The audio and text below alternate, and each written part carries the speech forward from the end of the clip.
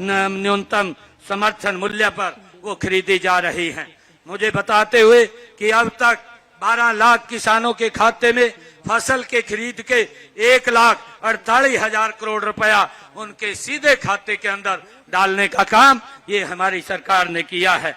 मित्रों, पिछले 10.5 सालों में किसानों को फसल के खराबे के मुआवजे के रूप में 15,465 करोड़ रुपया भी उन तक पहुंचाने का काम हमारी सरकार ने पिछले कार्यकाल में किया है। और इसी प्रकार प्रधानमंत्री किसान सम्मान निधि योजना के तहत लगभग 7,000 करोड़ रुपया किसानों के खाते में पहुंचाने का काम ये हमारी सरकार ने किया है। हमने अंग्रेजों के जमाने से चले आ रहे अभियान को भी जड़ से समाप्त करने का काम किया है और किसानों का 133 करोड़ रुपया बकाया उसको भी माफ करने का काम हमने किया है। कृषि भूमि पट्टा एक्ट लागू करके पट्टेदार किसानों और भूमि मालिकों के बीच विश्वास बहाली किया है। भाइयों बहनों, देश की आजादी से लंबे समय तक गरीब कल्याण की बातें तो की जाती रही है, लेकिन उन तक लाभ नहीं पहुंचा पाया है। हमने गरीबों के उत्थान के लिए कई योजनाएं चलाई हैं। अनुसूचित जातियों के आरक्षण को 2 वर्गों में बांटकर हमने वंचित रह गए लोगों को उनका अधिकार दिया है। पिछड़ा वर्ग की क्रीमी लेयर आय की सीमा को 6 लाख रुपए से बढ़ा करके 8 लाख रुपए किया गया है। पिछड़ा वर्ग बी को पंचायती राज संस्थाओं और शहरी स्थानीय निकायों में भी आरक्षण देने का काम हमने किया है। हमने प्रजापत समाज को मिट्टी के बर्तन का कारोबार चलाने के लिए 1700 गांव में जमीन दी है। गरीब परिवारों की बेटियों की शादी पर हमने मुख्यमंत्री विवाह शगुन योजना के तहत 71,000 रुपए का शगुन दिया जाता है।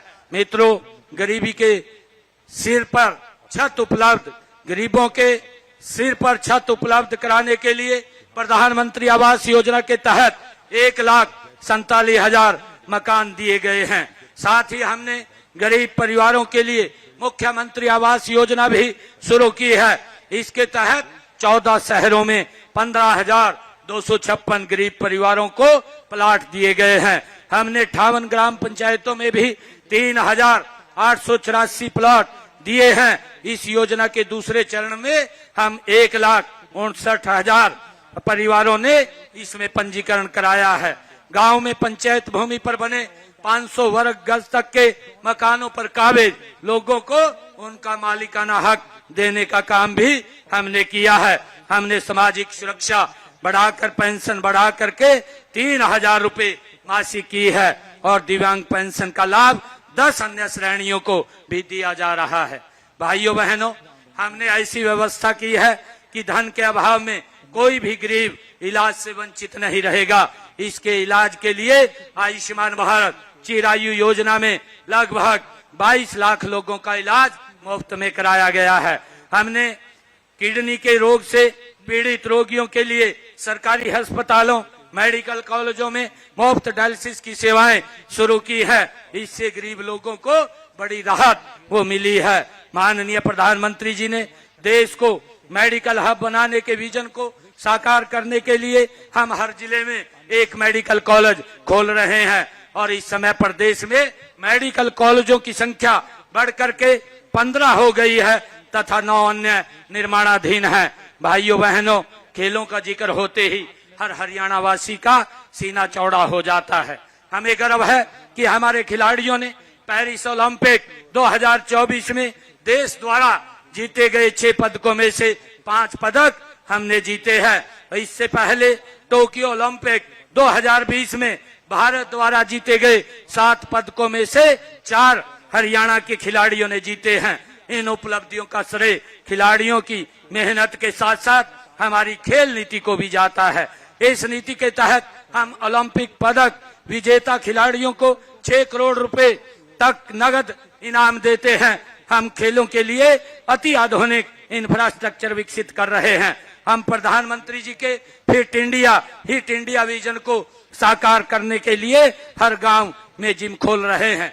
अब तक 19 जिलों के ग्रामीण क्षेत्रों में 50 करोड़ रुपए की लागत से 250 इंडोर जिम खोले गए हैं। भाइयों बहनों, मानव समाज के निर्माण और विकास में महिलाओं का बड़ा योगदान है। उन्हें सशक्त करने के लिए माननीय प्रधानमंत्री श्री नरेंद्र मोदी जी ने पानीपत से बीमा सखी योजना का शुभारंभ किया था। हमने भी उनकी प्रेरणा से लाडो सखी योजना शुरू की है।